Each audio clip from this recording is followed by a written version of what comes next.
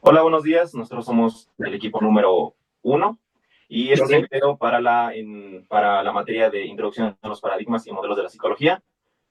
ok. Somos estudiantes de la Universidad Autónoma del Estado de Hidalgo y esta No, ok. entrevista es un poco para saber sobre las terapias contextuales de tercera generación.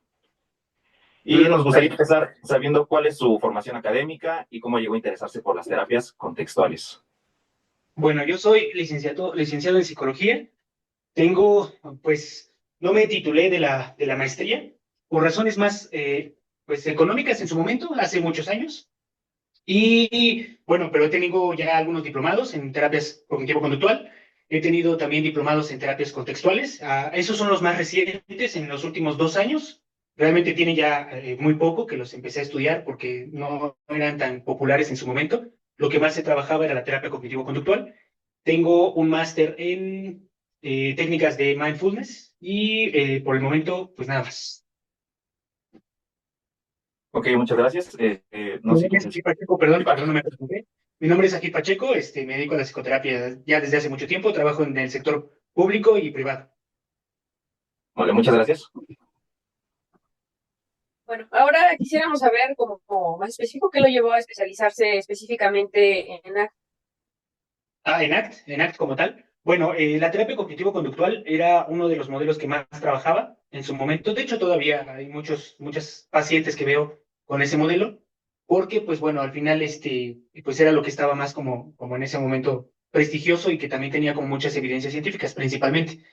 Estuve hace tiempo oscilando en diferentes modelos terapéuticos, también trabajé con o estuve, creo que tuve un pequeño curso, no es que no lo terminé, es un pequeño curso también de existencialismo, de fenomenología, pero no me funcionaba tanto para la practicidad que se requiere a veces en el servicio público. Tiene que ser como mucho más rápido, mucho más centrado en el paciente en ese momento, más allá de técnicas como más, digamos, genéricas. Entonces, cuando me introduje en el modelo terapéutico de la terapia cognitivo-conductual, ahí fue cuando yo me empecé a introducir más con los modelos nuevos, vamos a decirlo así, y a lo largo de los años, eh, pues ya me empecé a involucrar más con la actualidad, o más bien actualizarme con algunos otros modelos de las mismas olas, que de la tercera ola, ya empieza ahí a hablar como de la terapia de aceptación y compromiso.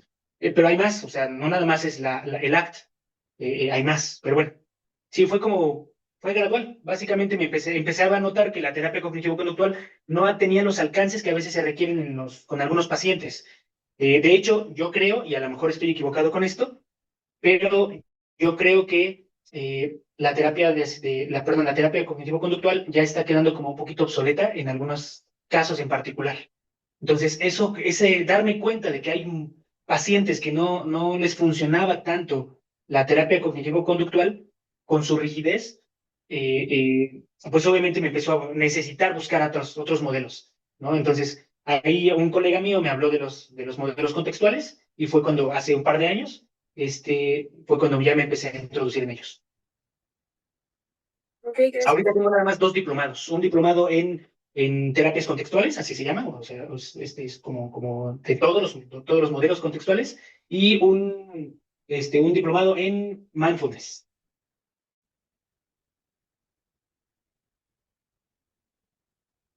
Gracias por esto. Bueno, a mí me gustaría hacerle una pregunta también basándonos en el LAC.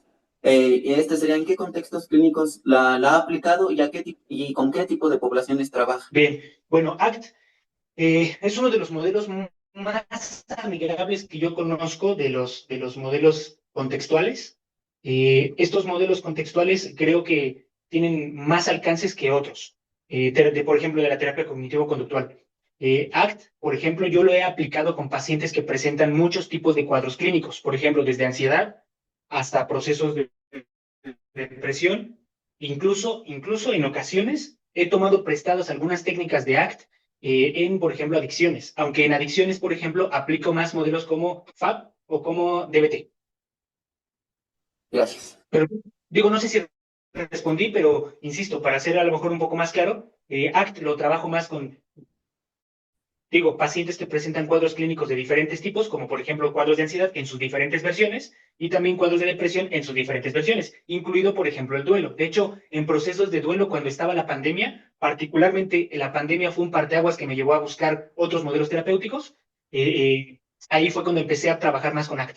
Después pandemia, o más bien durante y posterior a la pandemia, fue cuando empecé a trabajar más con ACT, ¿va? Precisamente por el duelo, de hecho. Sí, creo que sí respondió mi duda. Gracias. Okay. La siguiente es, desde su experiencia, ¿qué componentes considera esenciales para que una intervención contextual sea efectiva? ¿Qué componentes? ¿Podrías darme como más ideas de a qué te refieres con componentes?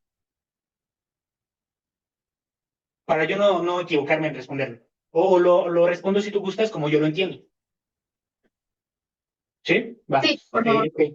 Bueno, los modelos contextuales parten pues del conductismo radical, ¿va? Y parten también desde el modelo más como, o más bien de la teoría de marco relacional, no sé si la han escuchado. Bueno, la teoría del marco relacional es una teoría que busca entender cómo el pensamiento de las personas está relacionando constantemente conceptos que lo llevan a tener comportamientos específicos. De hecho, desde los modelos contextuales, a diferencia de la terapia, de la terapia cognitivo-conductual en todas sus versiones, ¿va? La diferencia radica en que el comportamiento, el pensamiento y la emoción son vistos como un solo ente. ¿Sí me doy a entender? ¿Qué quiere decir esto? Que en la terapia cognitivo-conductual se percibían y se entendían como elementos separados. Es decir, uno es el pensamiento, uno es la emoción y uno es la conducta. ¿Va? Eso desde la terapia cognitivo-conductual. Pero en los modelos contextuales, con base en la teoría de marco relacional, ¿va? Se perciben como elementos únicos. Es decir, que todo ocurre al mismo tiempo en un solo momento, que no son elementos separados. Entonces, teniendo esto en cuenta, para que una técnica o un modelo terapéutico desde las terapias contextuales tenga efectividad, se tiene que considerar que lo que el paciente siente, piensa y hace es exactamente lo mismo, si me doy a entender, entre comillas, ¿va? Lo mismo, es decir, que ocurren en un elemento, en un mismo momento, ¿sí?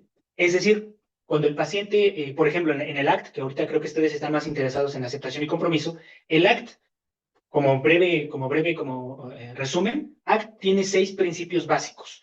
Uno de ellos, y creo que el más importante, es la aceptación. Incluso está dentro de su nombre, ¿no? La aceptación es parte de los principios básicos del ACT, ¿va? El siguiente es la difusión cognitiva, es decir, que el paciente pueda separarse de la emoción, es decir, que pueda percibir la emoción tal cual y como es y no le agregue más elementos. Para esto me lleva al tercer principio del ACT, que es el yo como observador.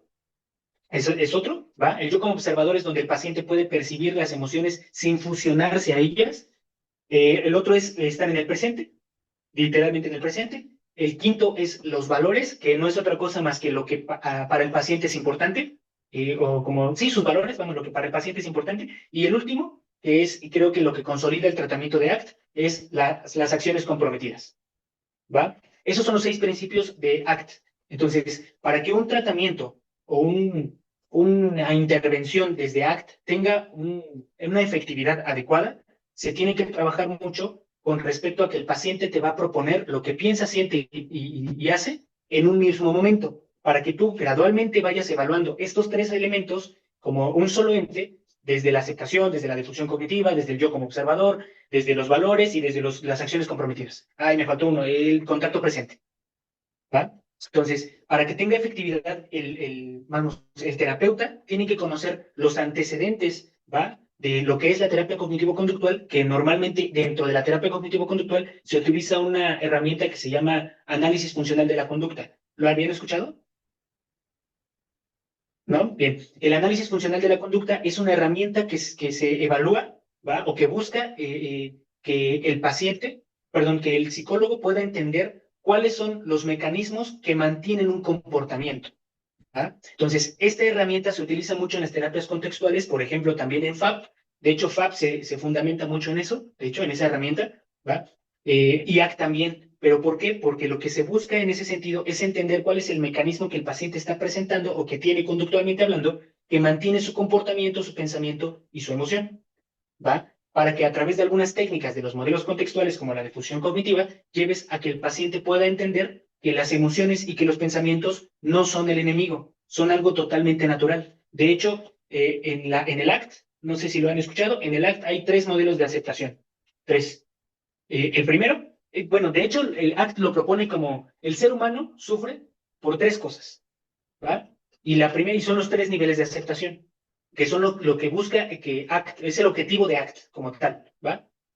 Tenemos que lograr que el paciente acepte que la vida ya por sí misma tiene una naturaleza en donde se presentan elementos agradables y desagradables. O sea, tenemos que hacer que el paciente acepte que en la vida siempre hay cosas agradables y desagradables, siempre.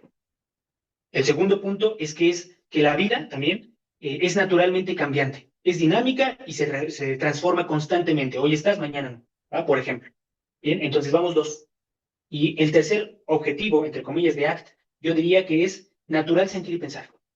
Que el paciente no se enganche con que está mal lo que está pensando o que es dañino lo que está sintiendo.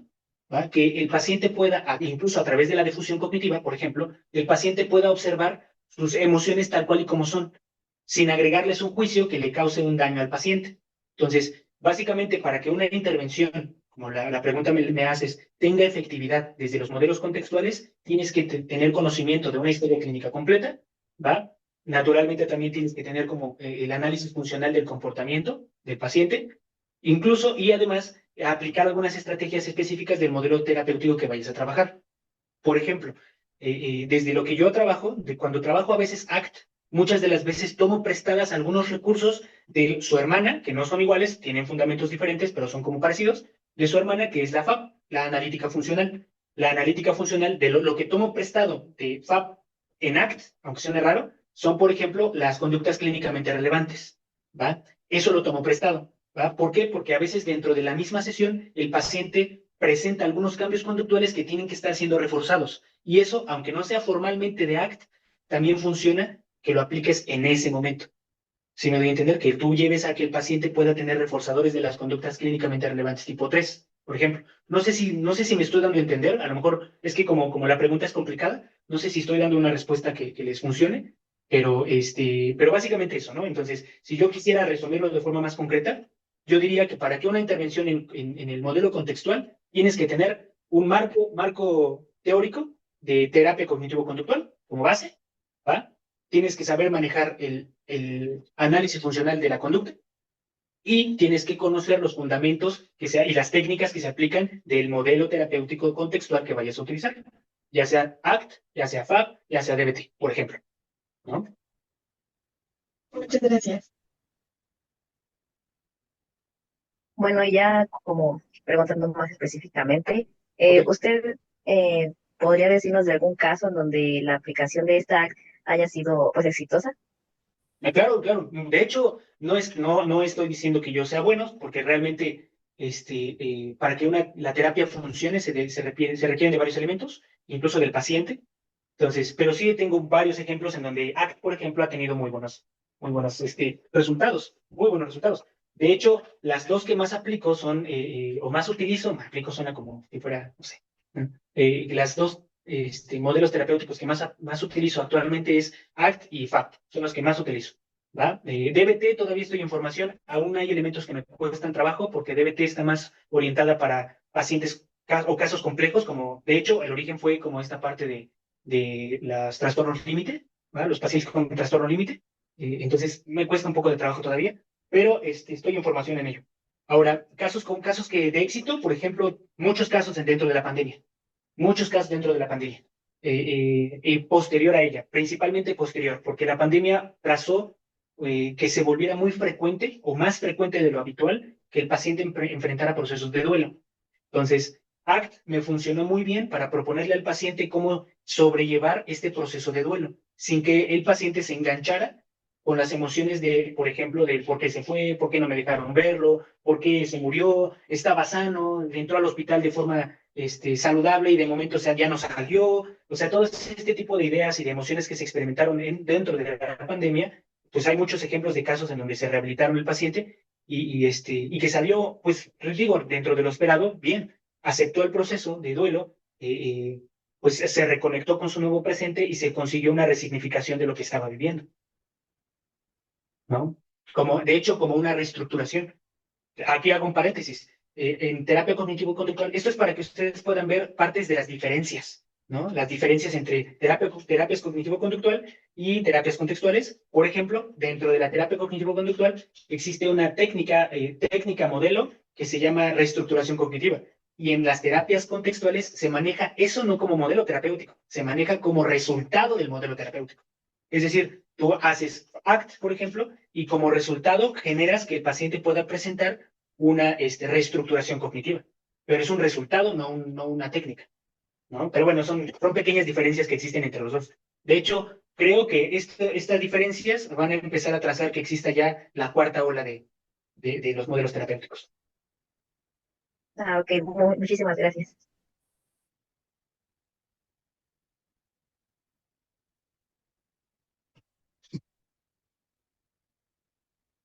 Disculpe. Como siguiente pregunta, ¿considera que estos enfoques los cuales usted trabaja puede llegar a presentar alguna dificultad al momento de estar con ciertos pacientes? De momento no he tenido ninguna dificultad, ¿eh? Fíjate que me he sentido muy cómodo con las terapias contextuales porque despojan un poquito la rigidez que yo sentía que a veces la terapia cognitivo-conductual tenía.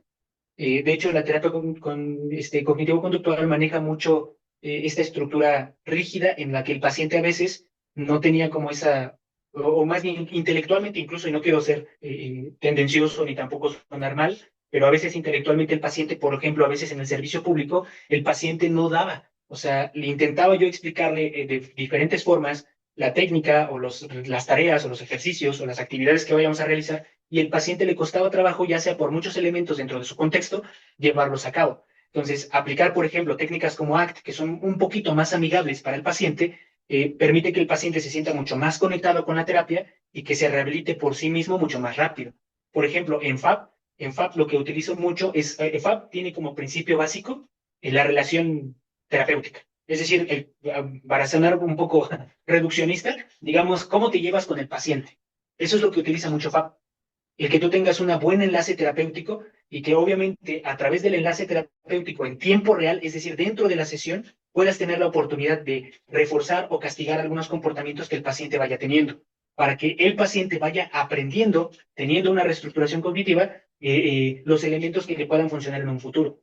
Entonces, yo no he tenido realmente complicación con los modelos contextuales de cómo se aplican, ¿eh? La verdad es que no. Incluso tengo amigos que son de otros modelos terapéuticos. Por ejemplo, tengo amigos que son gestálticos, humanistas existenciales gestálticos, y a veces compartimos conceptos y me dicen, es que dentro de mi modelo esto se llama así, esto otro se llama así. Entonces digo, ok, al final creo que ya empezamos nosotros como psicólogos a hermanar gradualmente algunos conceptos, aunque provienen totalmente de marcos teóricos diferentes, totalmente diferentes, ya los conceptos van más o menos por ahí cercanos, ya se empiezan a parecer un poco. Entonces ya no se invalidan entre sí. Y eso a mí me gusta mucho. Entonces, yo no he notado que haya como una complicación específica con algunos pacientes. Ahora, he intentado practicar con DBT, pero a mí me cuesta trabajo algunas cosas como la validación emocional, que es una de las técnicas más básicas, pero DBT todavía estoy en formación, no me quiero aventurar a que ya tengo la experiencia, aunque ya la he utilizado, pues hay que ser responsable con lo que uno hace,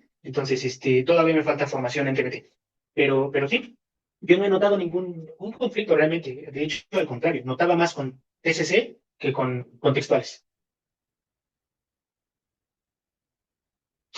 Vale, Muchas gracias. Pasamos con la siguiente pregunta. Gracias. para la siguiente me gustaría llegar a preguntar, ¿cómo ha sido desde su experiencia el llegar a presentar estas, ya sean dificultades por darle alguna etiqueta o también estos casos de éxito? ¿Cómo lo ha vivido desde su perspectiva? ¿Le ha sido una experiencia que le ha resultado fructífera, que le ha permitido llegar a otros lados? Pues mira, ahorita que estoy aplicando bueno, utilizando mucho los recursos de las terapias contextuales, no digo que son los únicos que utilizo, porque también utilizo depende del paciente. Realmente tienes que aprender a flexibilizarte, porque una de las cosas que buscan las terapias contextuales, pues de hecho es esa, ¿no? La flexibilización, la flexibilidad psicológica.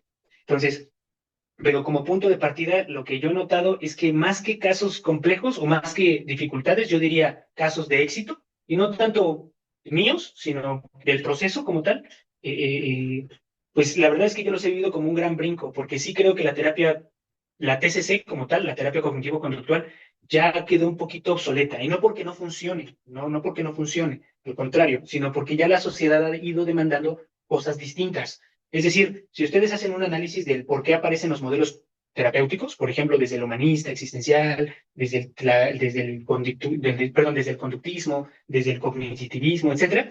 Es decir, si ustedes hacen un análisis histórico del por qué fueron apareciendo cada uno de los modelos, realmente podemos observar que los modelos terapéuticos aparecieron dependiendo del momento histórico en el que se encontraba la humanidad.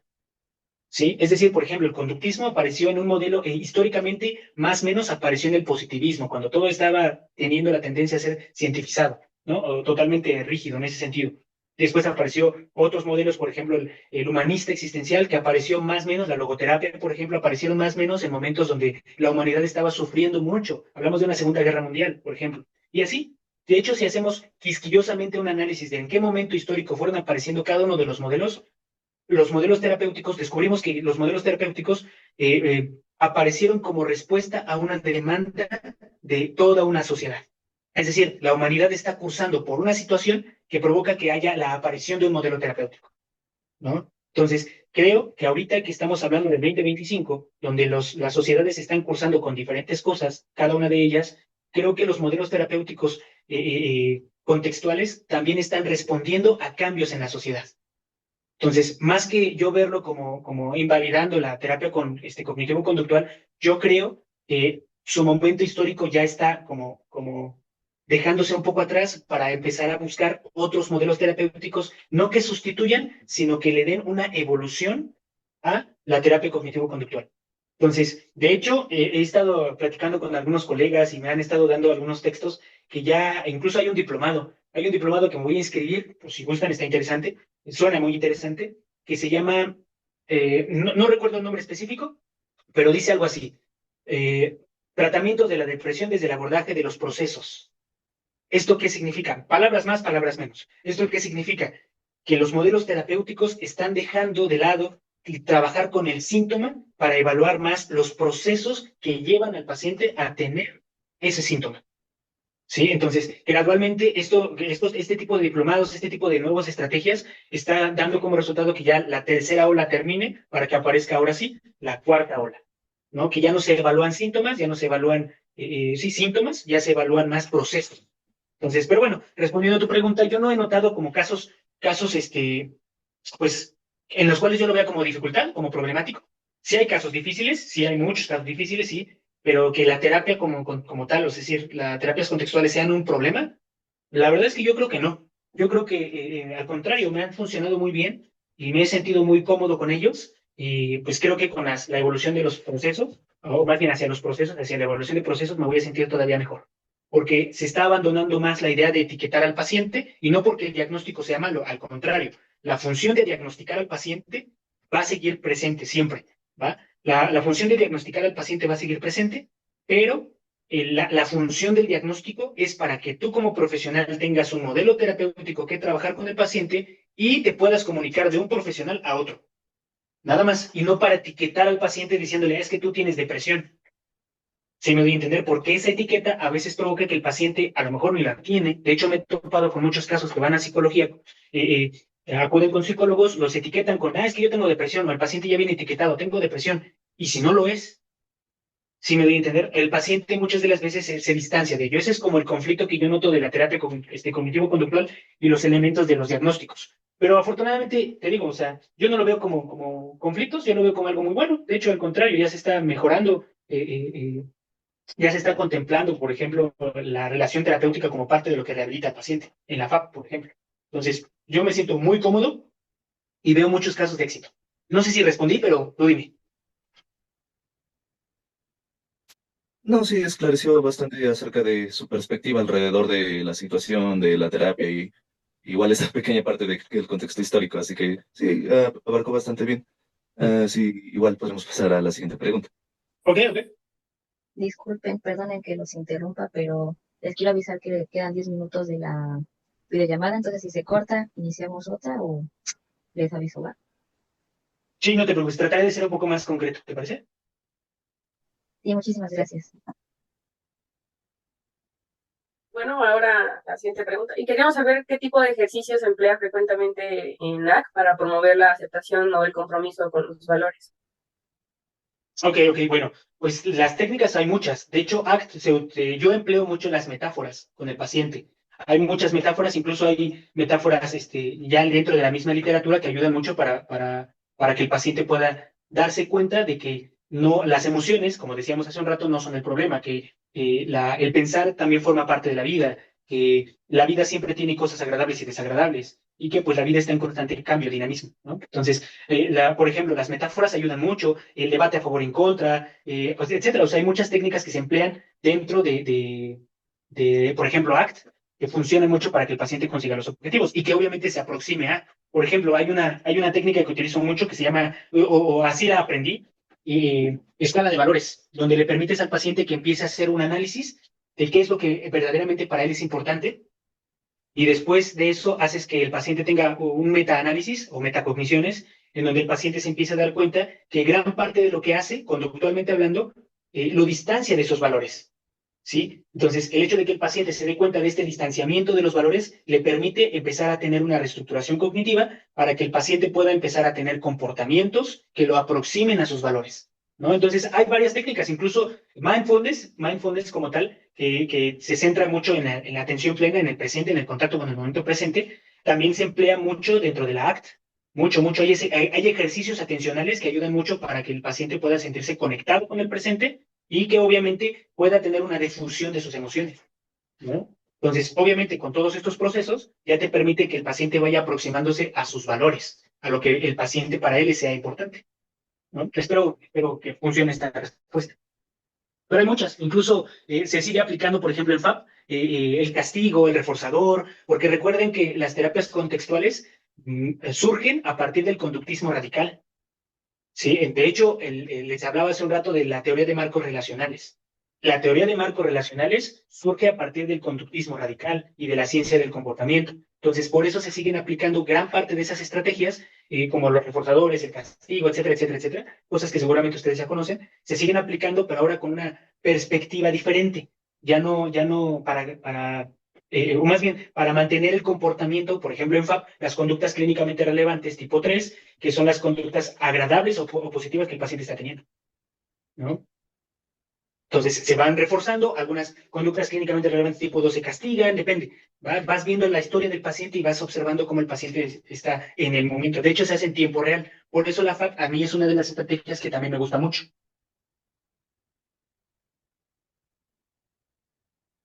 Ok, gracias. Muchas gracias. Siguiendo con las preguntas, ¿con qué población usted ha observado mayor eficacia? Bueno, si es que existe mayor eficacia en alguna población con la terapia de aceptación y compromiso.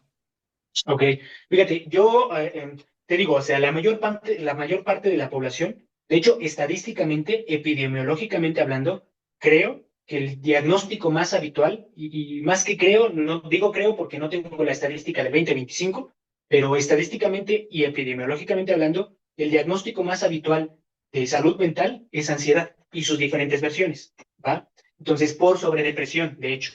ACT me permite trabajar mucho con los pacientes que presentan ansiedad y depresión en sus diferentes modalidades. Entonces, obviamente, los resultados son muy buenos, porque me permite ver que el paciente con ansiedad, por ejemplo, o con trastornos mixtos, por ejemplo, ansiedad y depresión mixtos, me permite que el paciente vaya realmente rehabilitándose más rápido. Y como estadísticamente son mucha la población que presenta mayormente ese tipo de diagnósticos, pues realmente mejoran, porque puedo abarcar muchas más población.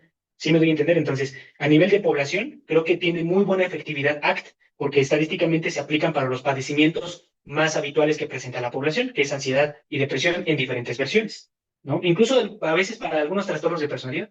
Las terapias contextuales, te decía, DBT se utilizan mucho para límite de personalidad. Entonces, o sea, creo que las terapias contextuales sí abarcan muchos diagnósticos y muchos modelos terapéuticos para mucha población, ¿no? Entonces, muy bien. Y los tratamientos también ya no son, de hecho, nunca fueron tan largos, pero ya pueden ser hasta relativamente cortos. Eso también es una ventaja,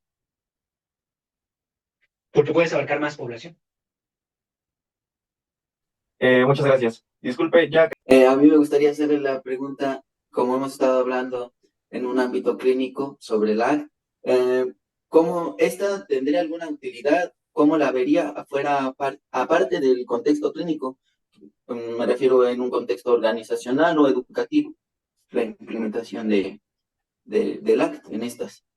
Interesante pregunta. Bueno, mira, para ser concreto y no robarles tiempo, muy fácil. Yo aquí en el centro de salud donde estoy, en la unidad de salud, aplico muchas de las veces algunas técnicas de ACT.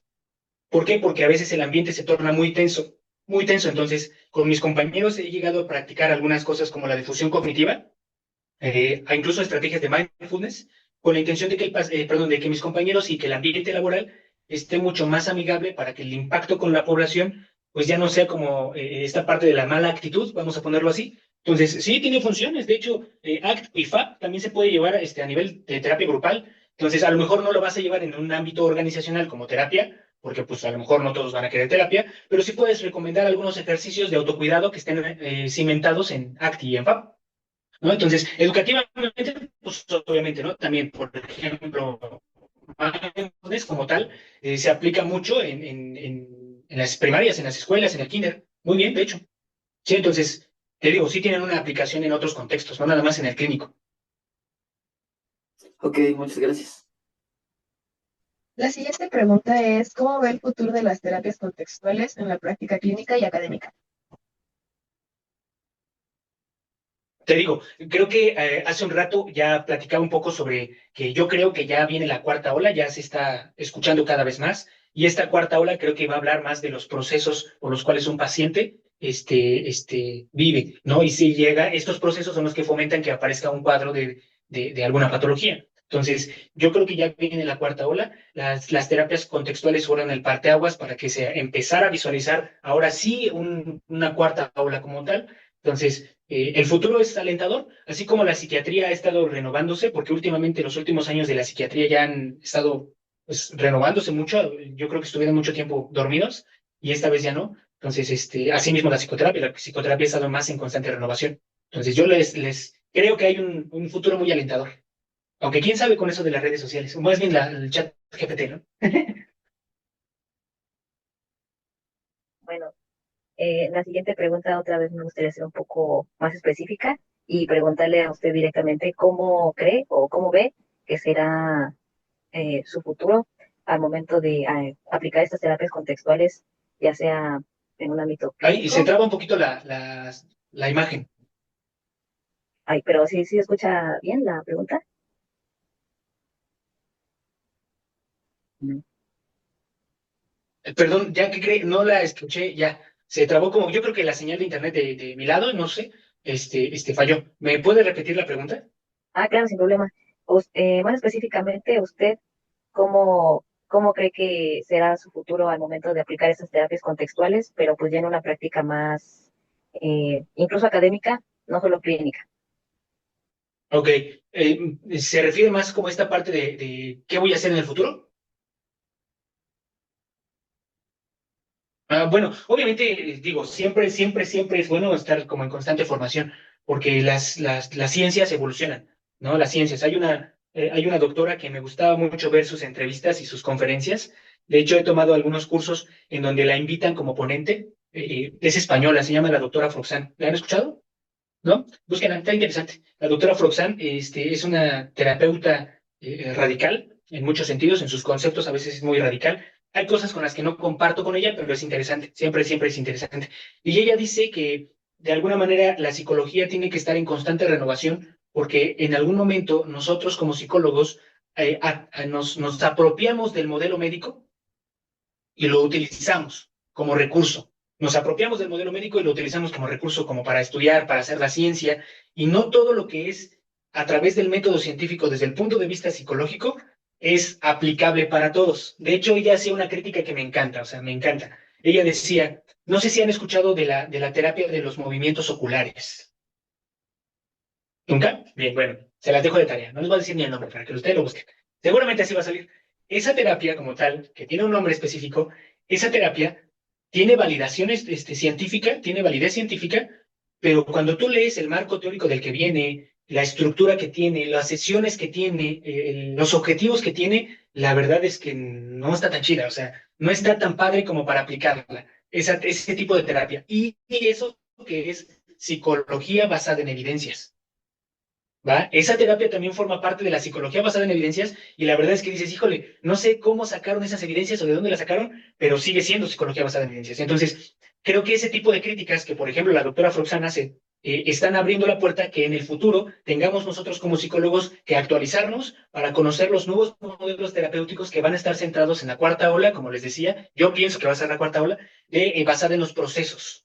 ¿Va? Es decir, hay gente que reporta que abrazar un árbol realmente la hace sentir mejor y que la rehabilita de un proceso de depresión.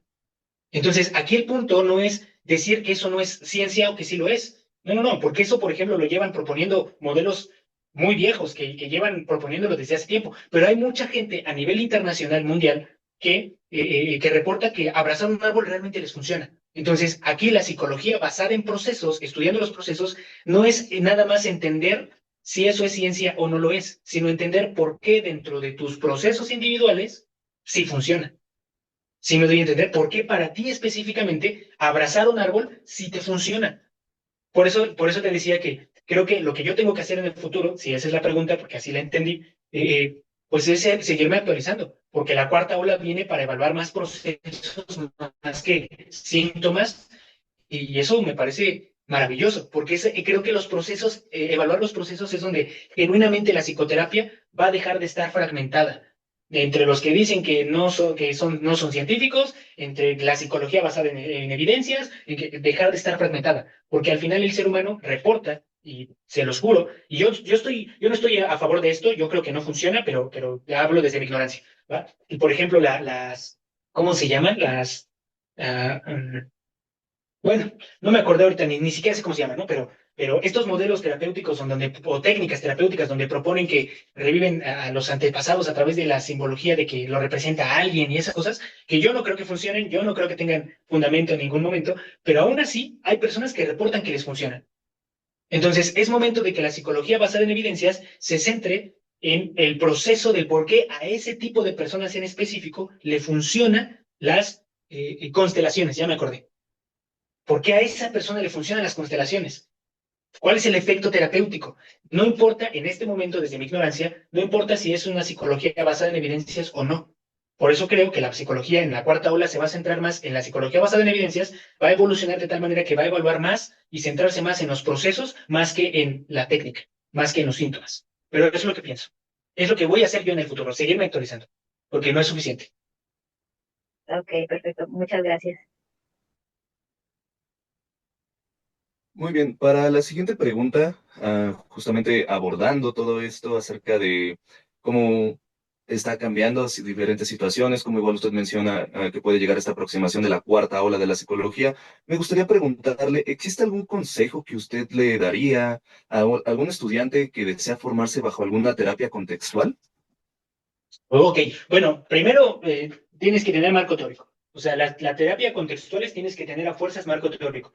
Porque si tú te metes a hacer, por ejemplo, ACT, que es como la que más hemos hablado al momento, pero no tienes el marco teórico de la terapia cognitivo-conductual, no la vas a entender. Y no porque sea difícil, sino porque a nivel de aplicación, es decir, de que tú apliques las estrategias y técnicas, no vas a tener los suficientes recursos para poderla llevar a cabo correctamente o saludablemente hablando.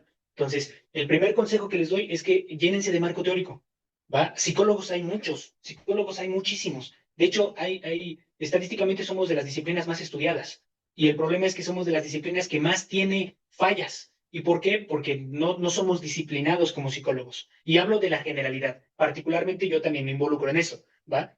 Nos falta disciplina. ¿Disciplina de qué? De hacer ciencia con lo que nosotros hacemos. ¿Va? Porque en algún momento, cuando yo empezaba a estudiar psicología y cuando incluso entré a la parte laboral, psicología era vista como el rellena espacio, ¿no? Como el que, viene el psicólogo a entretenernos, a darnos una platiquita de algo y nos entretenemos. Pero no, la psicología no es eso. La psicología es una disciplina que requiere, aunque suene redundante, disciplina. ¿Sí me doy a entender? Es una ciencia que requiere disciplina con la intención de que las nuevas generaciones de ustedes tengan la oportunidad de realmente cambiar la ciencia tal cual y como la vemos hoy.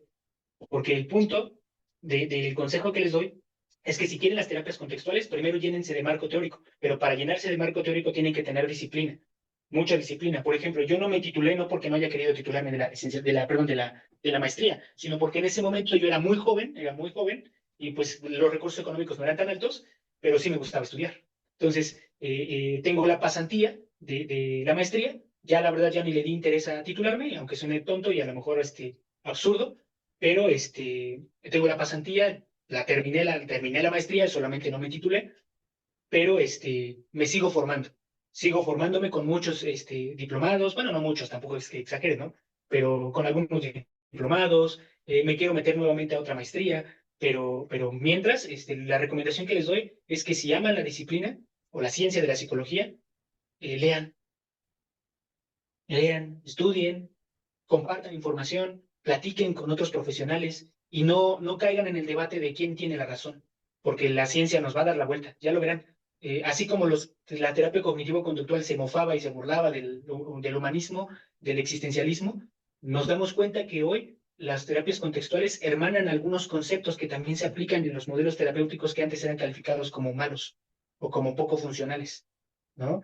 Que incluso, por ejemplo, las neurociencias, aquellos neurocientíficos formales, los neurocientíficos formales, aún siguen utilizando conceptos como el inconsciente, ¿no? Entonces, ahí es donde dices, bueno, al final, la psicoterapia va a llevarnos al grado en el que por fin seamos una de las disciplinas que ya no se invalidan a sí mismas, porque parece regaño, perdóname, me doy cuenta de eso. Pero no es un regaño. Lo que quiero decir con esto es que tenemos que abandonar esa lucha que tenemos como psicólogos entre nosotros mismos, porque somos los únicos desde las ciencias que se invalidan a sí mismos. Es decir, los cognitivo-conductual dicen es que los humanistas no sirven. Los humanistas dicen es que el psicoanálisis no sirve. Los conductuales dicen es que los cognitivos no funcionan, ¿no? Entonces, somos la única disciplina que a lo largo de su historia se ha estado invalidando constantemente. Se ha estado invalidando, invalidando, invalidando. Unos a otros se pelean entre quién sí y quién no. En algún momento, ojalá que ustedes como nueva generación consigan ya unificarnos como disciplina. En la cuarta ola, yo creo que va para allá. Unificarnos como conceptos, unificarnos como terapeutas, con la intención de que hagamos lo que otras disciplinas logran. Por ejemplo, nunca vas a escuchar o nunca vamos a escuchar un médico que diga, es que el oncólogo no sirve, es que el médico general no va a decir, es que el quiropráctico no funciona. La única disciplina de la salud, por lo menos de la salud, que se invalida a sí misma, somos nosotros, los psicólogos. Creo que es momento de que ya, a través de un bagaje histórico y agarrar un marco teórico formal y estudiarlo a profundidad con disciplina, se logra unificar la psicología. Viendo que todos los modelos históricos, perdón, que todos los modelos terapéuticos han surgido a partir de una situación histórica. Pero bueno, es lo que yo pienso, ¿no? Es la sugerencia que le daría. De forma concreta, estudia y sé disciplinado. Perfecto, muchísimas gracias.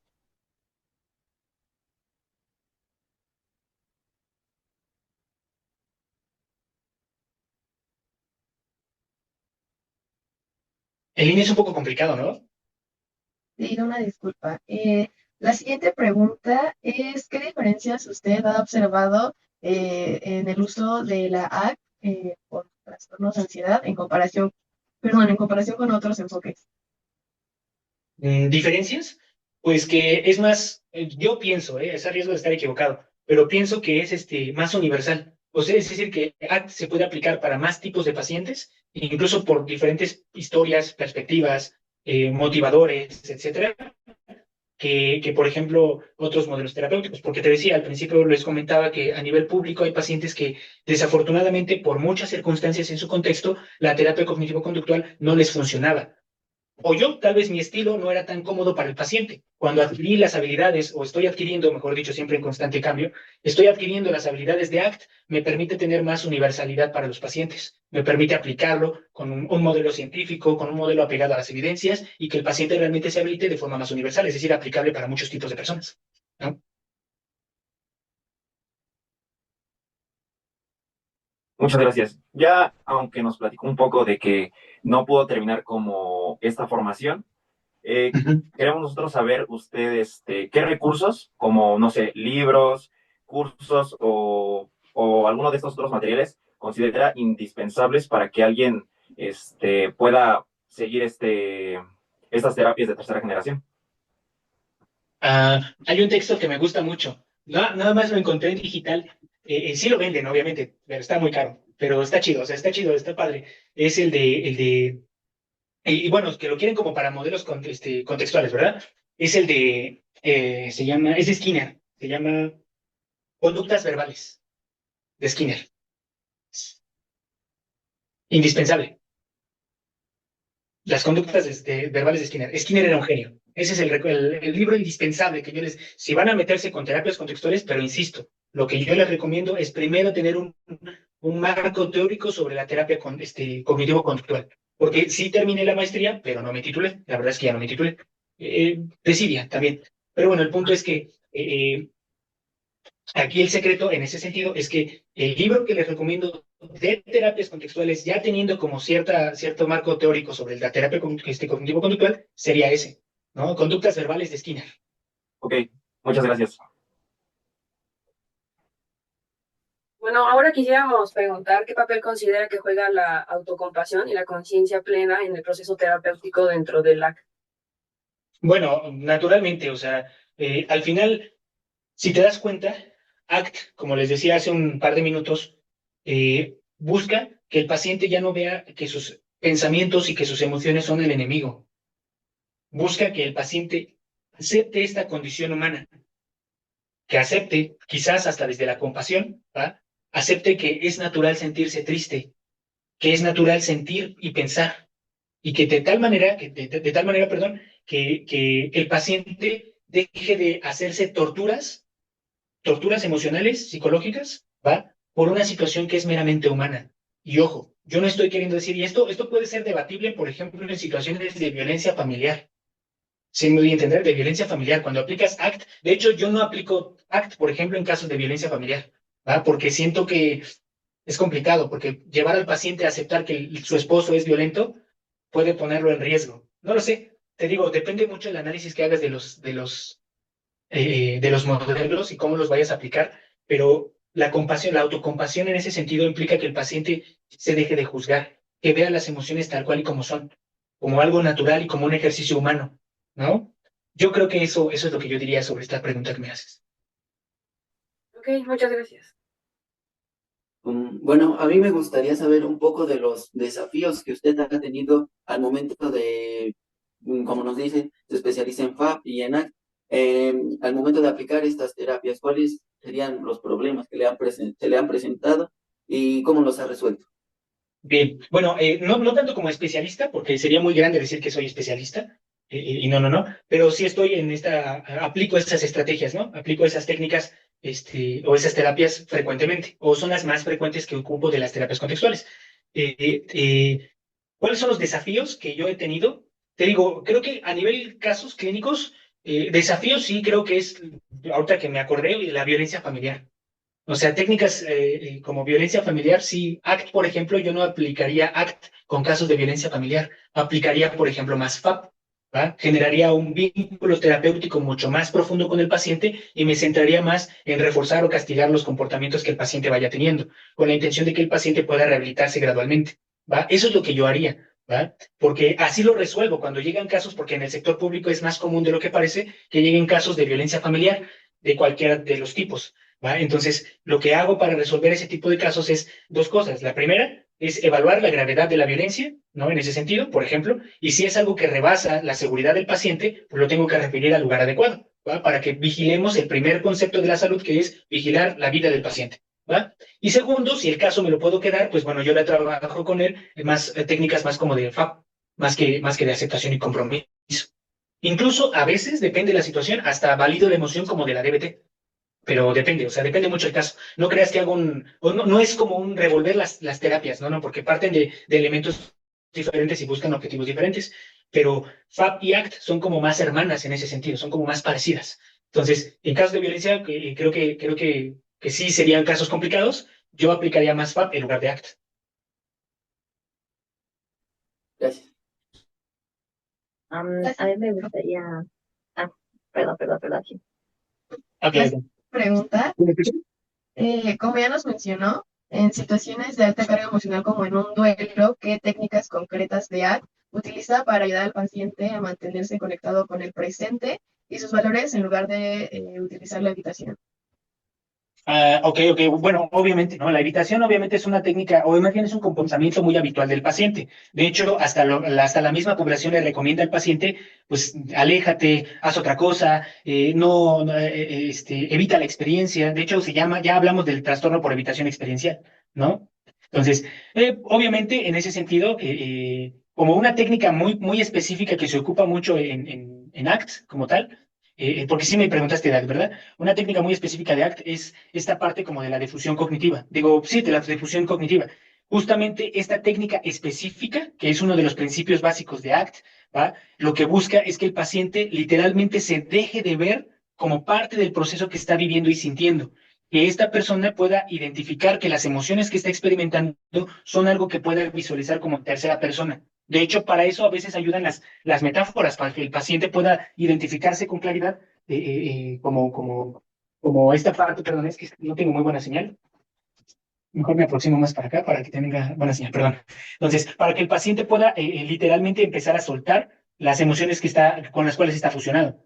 ¿Sí me doy a entender? Entonces, pues como técnica terapéutica yo te podría decir eso justamente. Incluso técnicas como mindfulness, ejercicios de atención, ayudan mucho para que el paciente pueda sentirse más cómodo. ¿Por qué? Los ejercicios atencionales de mindfulness aplican mucho, por ejemplo, en técnicas perdón, en terapias como ACT, porque lo que haces es que el paciente pueda centrarse en su presente y que el paciente pueda visualizar las emociones y las cosas que está haciendo y pensando como elementos externos a él. Con esto propicias que el paciente ya no esté fusionado psicológicamente. ¿Sí me doy a entender? ¿No? Te digo, otra técnica que se ocupa mucho en ACT puede ser también pues la escala de valores que te decía, ¿no? A través, por ejemplo, del debate y a favor y en contra, utilizas mucho este tipo de estrategias en donde propicias que el paciente se vaya sintiendo perdón, que pueda identificar sus valores a través, por ejemplo, del debate, de la dialéctica, del diálogo socrático, etcétera, ¿no? No sé si estoy dándome a entender. Sí, muchas gracias. Bueno, ahora sí, una disculpa. Sí, Pues ya no sí. concentrándonos tanto como tal en la técnica, Ujú. como qué mensaje le gustaría que sus pacientes se llevaran, pues, de este proceso terapéutico.